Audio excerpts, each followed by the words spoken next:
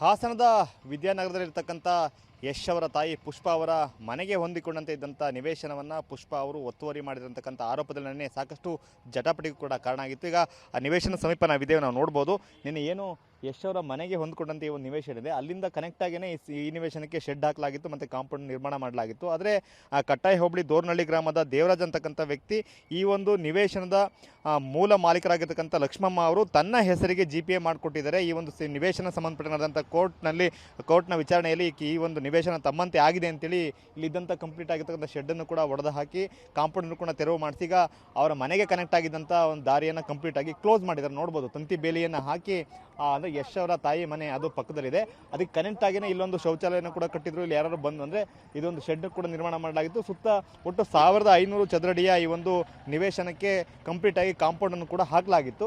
ಆದರೆ ಈ ಒಂದು ವಿಚಾರಕ್ಕೆ ಸಂಬಂಧಪಟ್ಟಾಗಿ ಹಾಸನದ 4ನೇ ಹೆಚ್ಚುವರಿ JMF ನ್ಯಾಯಾಲಯದಲ್ಲಿ 2023ರಲ್ಲಿ ಕೇಸ್ ದಾಖಲಾಗಿತ್ತು. ಅದಕ್ಕೆ ವಿಚಾರಣೆ ನಡೆದು ಅದರಲ್ಲಿ ಕೇಸ್ ತಮ್ಮಂತೆ ಆಗಿದೆ ಅಂತೇಳಿ ನಿನ್ನೆ ಬಂದಂಥ ದೇವರಾಜ್ ಅವರು ತಮ್ಮ ಬೆಂಬಲಿಗರೊಂದಿಗೆ ಬಂದು ಇಲ್ಲಿ ಕಾಂಪೌಂಡನ್ನು ತೆರವುಗೊಳಿಸಿ ಅದನ್ನು ತಮ್ಮ ವಶಕ್ಕೆ ತೆಗೆದುಕೊಂಡಿದ್ದು. ಇಲ್ಲಿ ಒಂದು ಬೋರ್ಡ್ ಕೂಡ ಹಾಕಲಾಗಿತ್ತು, ಆದರೆ ಇವತ್ತು ಆ ಬೋರ್ಡ್ನ ತೆರವು ಮಾಡಲಾಗಿದೆ. ಅಂದರೆ ಈ ಒಂದು ನಿವೇಶನಕ್ಕೆ ಸಂಬಂಧಪಟ್ಟಂಗೆ ಏನು ವ್ಯಾಜ್ಯ ಇತ್ತು, ಯಾವ ಕೋರ್ಟ್ನಲ್ಲಿತ್ತು, ಅದರ ಮೂಲ ಮಾಲೀಕರು ಯಾರು, ಅದರ GPA ಹೋಲ್ಡರ್ ಯಾರು, ಎಲ್ಲವನ್ನು ಕೂಡ ತೋರಿಸ್ತಕ್ಕಂಥ ಒಂದು ಬೋರ್ಡನ್ನು ಕೂಡ ಹಾಕಲಾಗಿತ್ತು. ಸದ್ಯಕ್ಕೆ ಆ ಬೋರ್ಡ್ ಇಲ್ಲ, ಆದರೆ ಅದಕ್ಕೆ ಬದಲಾಗಿ ಈ ನಿನ್ನೆವರೆಗೂ ಇದ್ದಂಥ ಕಾಂಪೌಂಡನ್ನು ತೆರವುಗೊಳಿಸಿ ಅವರು ಪ್ರತ್ಯೇಕವಾಗಿ ಅವರ ಯಶ್ ಅವರ ತಾಯಿ ಪುಷ್ಪ ಅವರ ಮನೆಗೆ ಕನೆಕ್ಟ್ ಆಗ್ತಕ್ಕಂಥ ದಾರಿಯನ್ನು ಕ್ಲೋಸ್ ಮಾಡಿ ತಂತಿ ಬೇಲಿಯನ್ನು ಹಾಕಿದ್ದಾರೆ. ಮತ್ತು ಮತ್ತೊಂದು ಕಡೆ ಈ ಒಂದು ನಿವೇಶನಕ್ಕೆ ಸಂಬಂಧಪಟ್ಟಾಗೆ ಈ ಒಂದು ನಿವೇಶನವನ್ನು ತಮ್ಮ ಸಹೋದರಿ ಏನು ಪುಷ್ಪ ಅವರು 2000 ಇಸ್ವಿಯಲ್ಲಿ ಖರೀದಿ ಮಾಡಿದರು.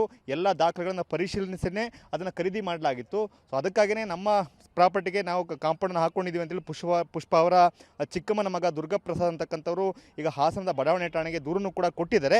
ಅಕ್ರಮವಾಗಿ ದೇವರಾಜ್ ಅಂತಕ್ಕಂಥ ವ್ಯಕ್ತಿ ಈ ಒಂದು ನಿವೇಶನಕ್ಕೂ ಅವ್ರಿಗೂ ಸಂಬಂಧವೇ ಇಲ್ಲ, ಅವರು ಬಂದು ನಾವು ಹಾಕಿದಂಥ ಕಾಂಪೌಂಡನ್ನು ಒಡೆದು ಹಾಕಿದ್ದಾರೆ, ಜೊತೆಗೆ ಜೀವ ಬೆದರಿಕೆಯನ್ನು ಕೂಡ ಹಾಕಿದ್ದಾರೆ, ನಮಗೆ ರಕ್ಷಣೆ ಕೊಡಬೇಕು ಅಂಥೇಳಿ ಅವರು ಒತ್ತಾಯವನ್ನು ಮಾಡಿ ಹಾಸನದ ಬಡಾವಣೆ ಠಾಣೆಗೆ ದೂರನ್ನು ದುರ್ಗಾಪ್ರಸಾದ್ ಅಂದರೆ ಪುಷ್ಪ ಅವರ ಚಿಕ್ಕಮ್ಮನ ಮಗ ಅಂದರೆ ಅವರ ಸಹೋದರ ಆಗ್ತಾರೆ, ಅವರು ನಿನ್ನೆ ಬಡಾವಣೆ ಠಾಣೆಗೆ ಕಂಪ್ಲೇಂಟನ್ನು ಕೊಟ್ಟಿದ್ದಾರೆ. ಈ ಸಂಬಂಧಪಟ್ಟಾಗ ಈಗ ಎರಡೂ ಕಡೆಯೂ ಕೂಡ ಒಂದು ನೋಟಿಸನ್ನು ಕೊಡಲಾಗಿದೆ. ಯಾರು ಕೂಡ ಗಲಾಟೆನ ಮಾಡ್ಕೊಳ್ಬಾರ್ದು, ಕೋರ್ಟ್ ಆದೇಶದಿಂದ ನಡ್ಕೊಳ್ಬೇಕು ಅಂತೇಳಿ ಸೂಚನೆ ಕೊಟ್ಟು ಈಗ ಪೊಲೀಸರು ಕೂಡ ಕ್ರಮನ ಕೈಗೊಳ್ಳಲಿಕ್ಕೆ ಮುಂದಾಗಿದ್ದಾರೆ. ಆದರೆ ಇದೆಲ್ಲದರ ನಡುವೆ ನಿನ್ನೆ TV9ಗೆ ಮಾತಾಡ್ತಾ ಪುಷ್ಪ ಅವರು ನಾಳೆ ಹಾಸನಕ್ಕೆ ಹೋಗ್ತೇನೆ, ಸಂಬಂಧಪಟ್ಟಾಗೆ PDO ನಟರಾಜ್ ಅವರ ಹೆಸರನ್ನು ಕೂಡ ಪ್ರಸ್ತಾಪ ಮಾಡಿದ್ದಾರೆ. ನಟರಾಜ್ ಅವರ ವಿರುದ್ಧ ಕೂಡ ದೂರನ್ನು ಕೊಡ್ತೇನೆ, ಈ ಘಟನೆಗೆ ಸಂಬಂಧಪಟ್ಟಂತೆ ಕಾನೂನು ಕ್ರಮವನ್ನು ಕೈಗೊಳ್ತೀನಿ ಅಂತಕ್ಕಂಥ ಮಾತನ್ನು ಹೇಳಿದರು. ಹಾಗಾಗಿಯೇ ಇವತ್ತು ಸಹಜವಾಗಿಯೇ ಹಾಸನಕ್ಕೆ ಪುಷ್ಪ ಅವರು ಬರ್ಬೋದು, ಪ್ರಕರಣದಲ್ಲಿ ಮುಂದೇನು ಬೆಳವಣಿಗೆ ಆಗುತ್ತೆ ಅಂತಕ್ಕಂಥ ಕುತೂಹಲ ಸಹಜವಾಗಿ ಮೂಡಿದೆ.